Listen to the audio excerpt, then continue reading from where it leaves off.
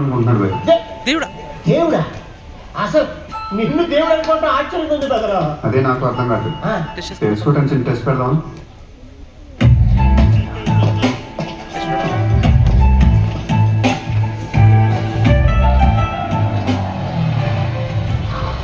ఒక 10 రూపాయలు కావాలి.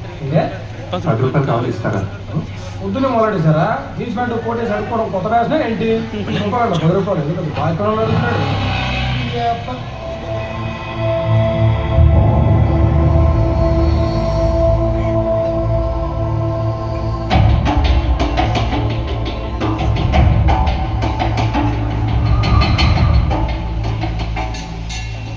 అర్జెంట్గా 10 రూపాయలు కావాలి.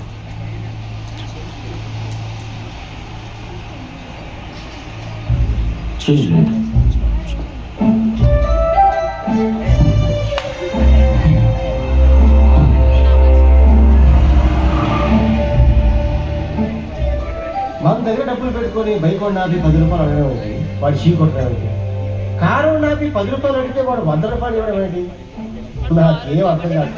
ఊరికి డబ్బులు ఎవరెవరు దొప్పమంటారు. రెండోసారి అడిగానే నా కోసం అడగదు, లోపల అనుకున్నాను. నాకు 10 ఇస్తే పాల్గొనిస్తాను.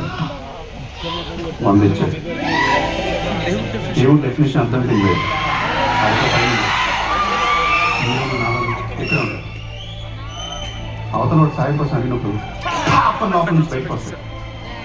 అప్పుడు 100 లక్షలు కోట్లు కూడా ఇస్తారు. ఏది అనుకుంటే అది అయిపోతుంది.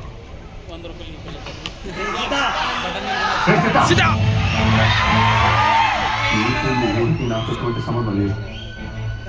నేను నీకు సాయం చేస్తాను. ఇందాక నీకు విత్తనంలో చెట్టు కనిపించింది, నాకు నాలో దేవుడు కనిపిస్తున్నాడు.